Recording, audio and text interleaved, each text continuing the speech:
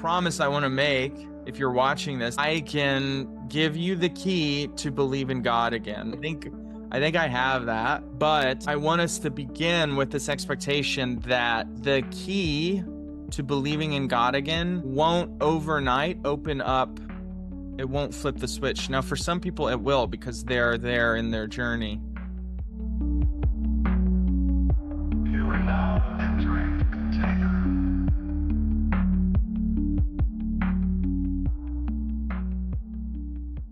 The container is now open. What you're about to see is yet another part of the container walking this path around religion and God and magic in this new era that we find ourselves in. We might call it the post-AI era, where things are about to really radically change. And it gives us like incredible opportunities, right? But it also it calls us to really change the way that we're looking at the world and feeling into it. I'd also just like to address, before we get started, 2 announcements. The first one is that, as you might have noticed, we are now publishing on Wednesdays to be more in alignment with kind of the flow of the week and the flow of the celestial powers. So Wednesday is now going to be the drop day for the container. And that'll come still every other week until further notice. Also, of course, as always, we'd like to thank our patrons at patreon.com/thecontainer. They made this commitment of small monthly donations, and it is part of what helps keep the good ship, the container, afloat. And so we'd just like to begin with a really deep, heartfelt thank you. And if you're called to help support the work we do, there's really no other podcast like The Container. Go to patreon.com/thecontainer and subscribe and make that small monthly donation. It really does mean a whole lot, and it helps change the field, the soup of the universe that we're all sort of swimming in here. And with that, I believe it's time to go into the conversation. And I'd like to, I'm at this moment, I'm wanting to get your voice in the field, Sigh. Ah, How are you arriving? What's going on in your body? I'm excited about this conversation, and was just noticing as you were talking about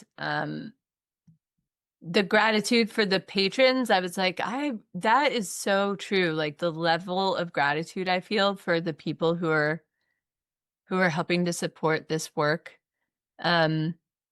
And I'm also really excited about the shift to miércoles.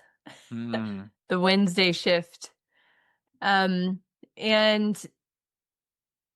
also having these one-to-one conversations with you is like this fun. I like this, how it's kind of this shift, at least for a while, with programming that has me like orienting toward the show a little bit different. I'm like, I don't quite know how to begin or what to say. It feels so much easier when there's this third entity and we're both side by side. And so that's kind of, what's like really going on with me right now. I'm like, I don't know where to begin. I want to feel into where to begin with this conversation, I guess.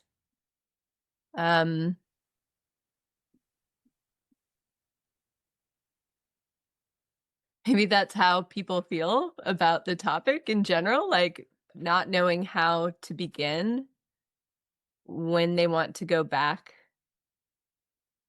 Or maybe they don't even know they want to go back to religion or to the church. Yeah, so maybe that's where we could start, is what are some of your thoughts on that? Yeah. Like, how do we begin that path? Mm-hmm. I remember when I was little, a, a little boy, and how effortless it was to actually have a magical view of the world, an enchanted view of the world, and how over the course of my journey was this disenchantment that happened that took a lot of reinforcement and a lot of people, a lot of times, and a lot of society sort of hammering that enchanted part of my mind and my experience down. And my way back was not a single thing of like flipping a light switch and being like, "Oh yeah, I actually believe in uh as the song that's become our anthem of the summer, God is alive, magic is afoot." That didn't just happen. And these things often, when we tell stories of finding God or discovering the magic that's crackling underneath everything at all times, we often tell that story in these moments, these mystical awakening moments, these breakthrough moments where it's like it feels like the light switch flips. But the thing that leads up to that, there are all of these little micro changes, these little openings that happen along the way. And you could say that, oh, you don't like need to go through that long change. Like God is alive, magic is afoot right here, right now. And so you can just go all the way there. But we are incarnate beings. And I think that means we have to take the trip. Mhm. You have to go on the trip. And then at the end of the trip you look back and you realize I it was always God was always alive in me, magic was always afoot all around me. I actually always had that in me. And I didn't need to go on the trip, but that takes going on the trip too, you know? So there's like I want to start the conversation. That feels really good in my body to start there. It's like, yeah, I feel gooey and but like pliant but strong starting there is that it's a trip, and that first step of the trip, I think I know a key that can help people. So a promise I want to make, if you're watching this will probably be the thumbnail, is something like, I can give you the key to believe in God again. Like I think I have that, but I want us to begin with this expectation that the key to believing in God again won't overnight open up, it won't flip the switch. Now, for some people, it will because they're there in their journey, but it's it starts somewhere so different for a lot of us who had such an antiseptic ideology baked into us for our entire lives. Um, this like, yeah, deadening, fully vaccinated, antibacterial swabbed ideology. It's gonna take a long time for it to become fertile again. Um, and that feels like the beginning, is that presencing to the journey element of it, the trip. How does that feel?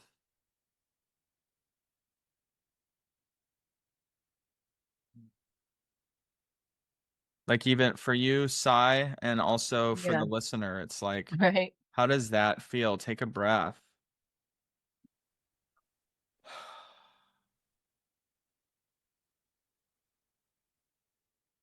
I think the thing that's coming up for me right away is that antiseptic swab that you just kind of like I had this strong visual of that, and that the the magic is not real and God is not alive, like, was instilled in me so deeply and like so firmly after, I also remember, I think the best, like, for me personally, like, description of losing my touch with magic and with God were two things. One was that my parents convincing me that I actually cannot fly. And I was like sure that I know I could. I flew. I could fly. And then the Santa Claus is not real. And I remember that being like the most crushing, like devastating news. Um and so anyway, the new reality, the new normal, which is like Santa Claus is not real and you can't fly, is still like where I revert back to, even to this day. That's where I revert back to. Like I have all of these things happen that are so mystical and magical, but instead of going back to like God is alive and magic is afoot, I go back to the not real ones. The like those lessons that were taught to me, or like in because they were so deeply tied up with like receiving love and affection from those caregivers. Mm. And so yeah, it's like this long journey of the revert, like that I still revert back to this place of skepticism. That's Yeah, that was what was coming up for me. I want to take a moment before we shift into this key that we have to share to just honor the wounding of that, the harm done Mm-hmm. there. And it's a harm that your caregivers, it happened to them somehow, Right. and they had been convinced that that harm was actually really important to teach you. Right. And that's how these ideologies, like, yeah, that's how they propagate, is that they make it obvious that it is true, whatever it is. Like, it's so perpetuating, where it is just obvious that magic isn't real, so it's better to let the child down now Mm-hmm. than have them have this, you know, bad idea about the world. Yeah, and there's, I think, embarrassment too. Like they were getting worried that what are people gonna think? Mm, Because I was older than most kids when they finally told me their truth of Santa not being real. mm-hmm. Um, I think I was older than most children or something. I held How on to old were that you? for longer. I think I was in third or fourth grade. I mean, Okay. it was, like 8 or 9. Um, and I don't know. I guess I don't have like what the norm is, but in my community, it seemed like I was like this hanger on, like coming Mm, home and laughing at, making jokes about the kids that whose parents said that Santa wasn't real. And I'm like, can you believe this? This is crazy. Like they're yeah, just, I was in the reality that Santa is real. And so them hearing me report that, they were like, oh no, like how embarrassing for her. She's going to find out. And like, we have to save her from that pain, yeah, like letting her know now, yeah. And the convincing it took was what I remember just really not like having so much evidence to the contrary in my mind, like what seemed like real evidence, Yeah. the least of which was them, you know, telling me all the ways that Santa was real for years. Right, right. So, yeah.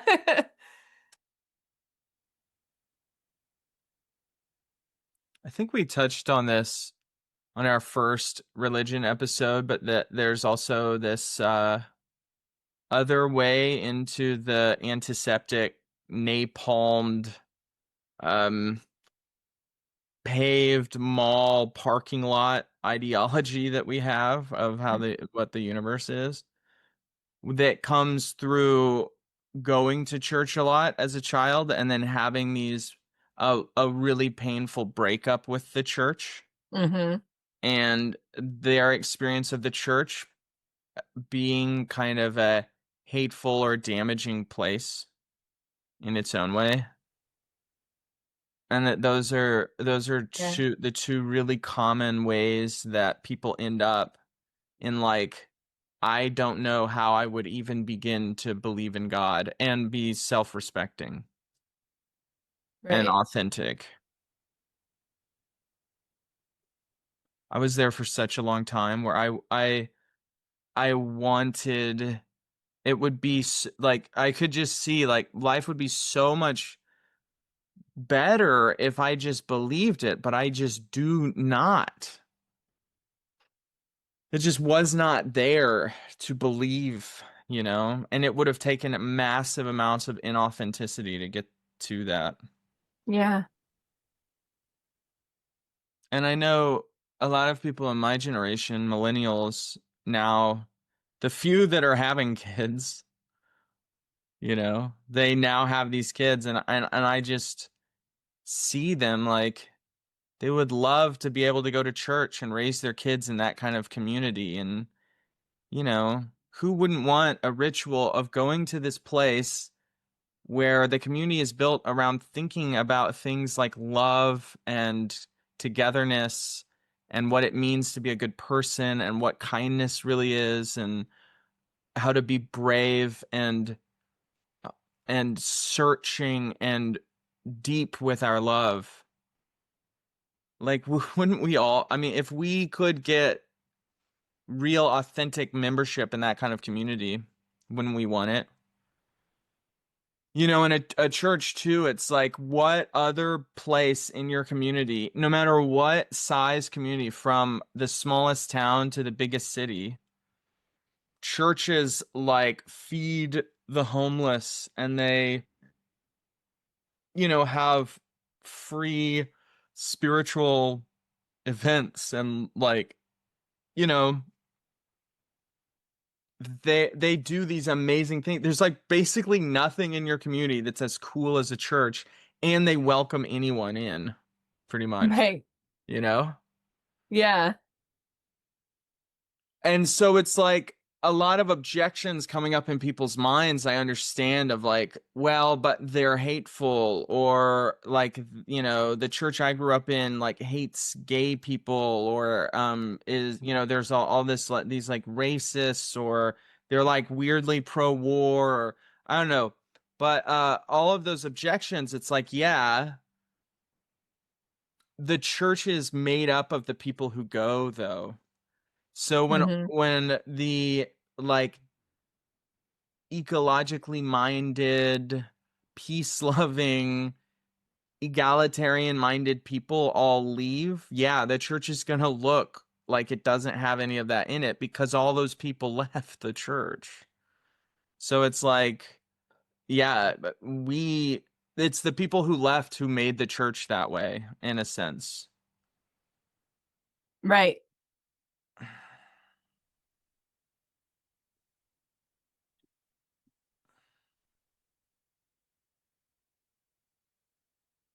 I just want to take a deep breath there and kind of think about how that is.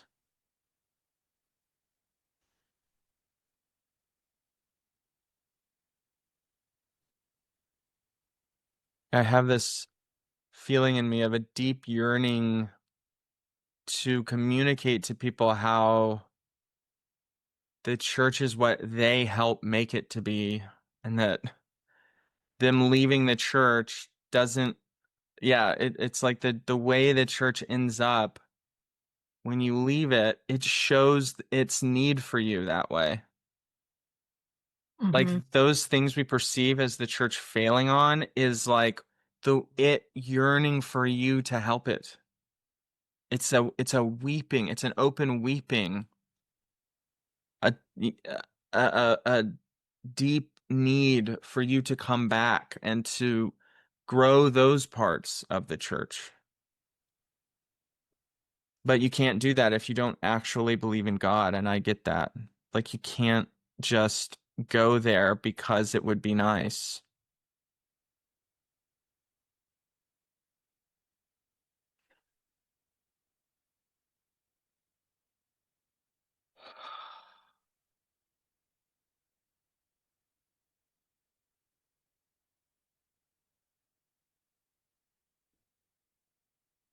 I'm feeling like have a really clear opening right now to transmit this key to believe in God, and I want before I do that, I want to check in with you, Sigh, and feel where you're in right now.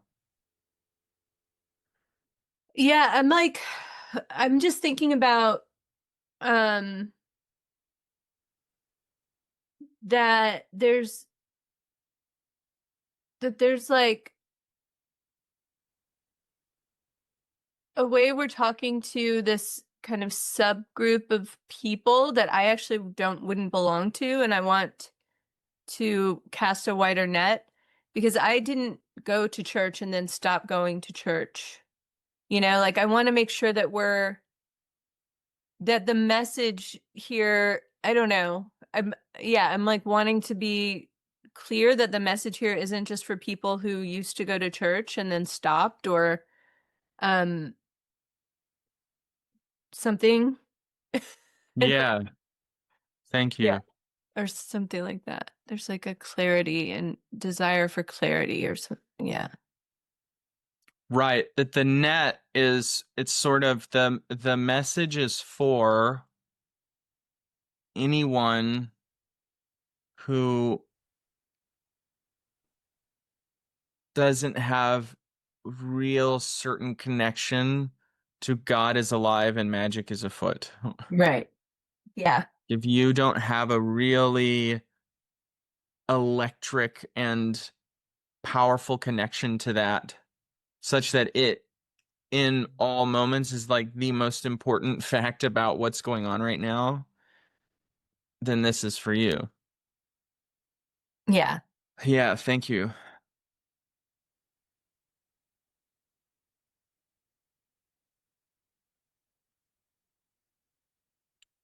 So this is what I this is a key that I think helps. I think it's a really big way to figure this out. I think so. It's that it's a decision you make to start entertaining a different way of describing the world. Mhm. A more what's a simpler way to say this? I invite you to play around with this idea. So in our antiseptic, Walmart parking lot ideology of the universe, in our scientific materialist view of the universe, you might describe love like this, that some triggers, external triggers, release this chemical oxytocin in your body, and that binds to different receptors that lead to these different neurological and physical responses that most people would say feel pretty good, you know.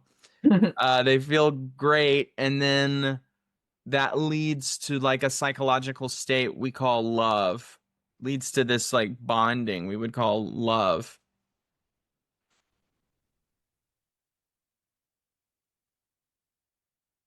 There's a lot of different ways of a lot of other similar things talking about this. Like we might say that you know, um feeling really energetic is like because adrenaline is doing that to our body or whatever.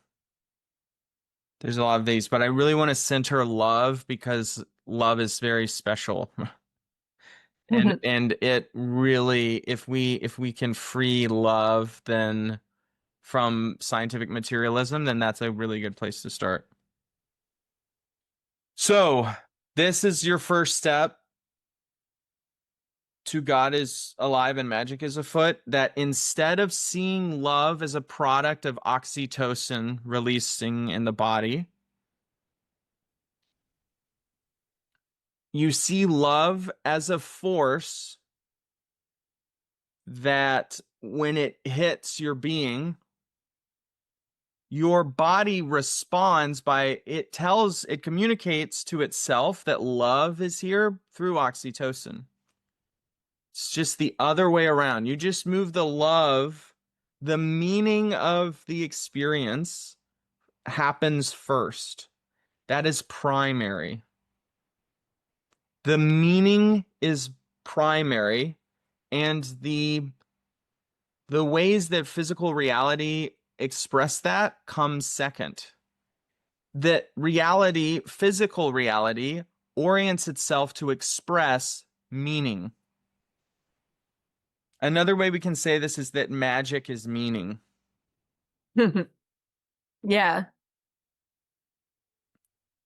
And that might seem crazy at first.